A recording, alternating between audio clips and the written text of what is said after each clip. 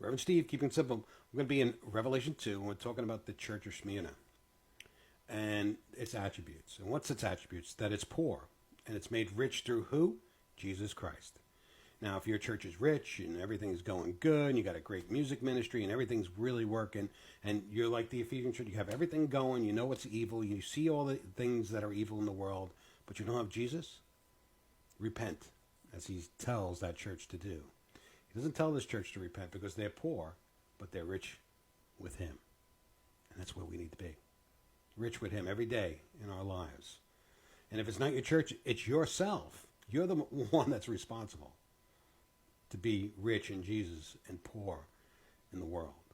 So let's get on to this. Let's get into this. So now what's happened to this church, it's being persecuted by a synagogue that I guess it's in the area of this church.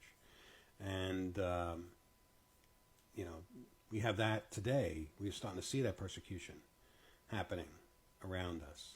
And it's starting to get heavier and heavier. And as we see this world, it's getting pretty close to a breaking point, and we're going to be seeing that breaking point pretty soon, I think. So let's read on.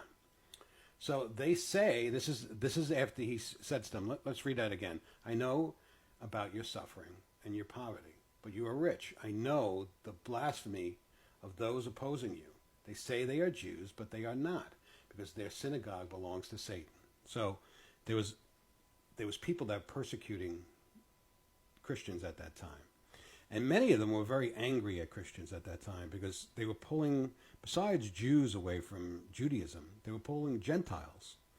There was parts of the Judaism that the Gentiles, there was a part of the temples that Gentiles were allowed to go in. And that was starting to dissipate. They were starting to congregate and become Christians. And this was a sect that had to be stomped out. It wasn't only the Jews, it was the Romans at the time that were looking down on them. And they did awful things to Christians at that time. They made them basically torches and lit them on fire with tar. They took the women, they sold them into prostitution. So, it wasn't a great time to be. But this church was rich because they focused on Jesus. Let's finish this up.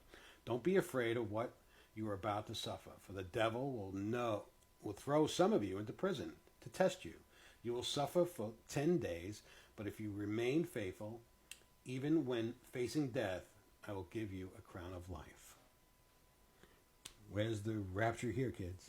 There's no rapture. Rapture comes after the tribulation of those days. I believe in a rapture.